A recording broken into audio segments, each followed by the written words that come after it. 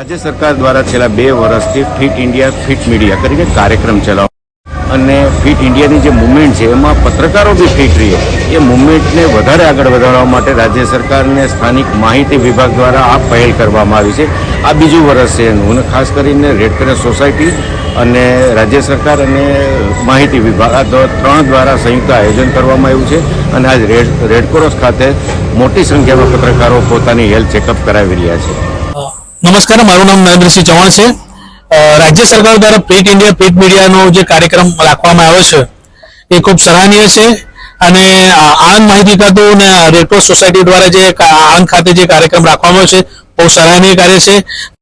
રાજ્ય સરકારનો ખૂબ આભાર માનું છું કે પત્રકારો મિત્રો માટે આવો કાર્યક્રમ રાખ્યો અને આવા નવા કાર્યક્રમો અવારનવાર કરતા રહે. ધન્યવાદ. મારું નામ ઇકબાલ સૈયદ છે. હું નવ ગુજરાત સમય ન્યૂઝપેપરમાં ફોટો જર્નાલિસ્ટ છું. સરકાર દ્વારા ફિટ ઇન્ડિયા ફિટ મીડિયા જે અંતર્ગત કેમ્પનું આયોજન કરવામાં આવ્યું છે, જે ખૂબ સુંદર આયોજન છે કેમ્પનું અને દરેક પત્રકારોએ આ કેમ્પનો લાભ લેવો જોઈએ, જેથી પોતાના શરીરમાં કોઈ પ્રોબ્લેમ છે કંઈ પણ હોય તેનું નિરાકરણ લાવી શકાય અને સારી વસ્તુ છે. સરકારને અમે આવકારીએ છીએ કે આવા કેમ્પ અવારનવાર કરતા રહેવું જોઈએ. મારું નામ જગદીશભાઈ ભોય, આણંદ ટુડે તંત્રી.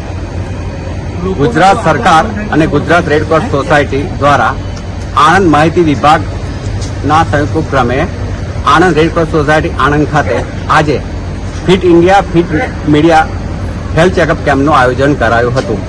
ગત વર્ષે પણ આ જ રીતે પત્રકાર મિત્રો માટે હેલ્થ ચેકઅપ કેમ્પનું આયોજન કર્યું, જે ખરેખર આવકારદાયક છે. સરકાર દ્વારા હાથ ધરાયેલ આ કાર્યક્રમ ખરેખર આવકારદાયક છે અને દરેક વ્યક્તિને હું એક જ સંદેશો આપવા માંગુ છું કે દરેક વ્યક્તિએ નિયમિત પોતાનું હેલ્થ ચેકઅપ કરાવવું જોઈએ, જેનાથી પોતાના શરીરમાં આપણે કેટલા સ્વસ્થ છે, કેટલા નિરોગી છે એ જાણી શકે અને શરીરમાં કોઈ બીમારી અથવા કોઈ રોગ હોય તો તેનું સમયસર નિદાન અને સારવાર કરી શકાય. એટલે મારો એક જ સંદેશો છે કે સ્વસ્થ રહેવા માટે નિયમિત હેલ્થ ચેકઅપ કરાવો.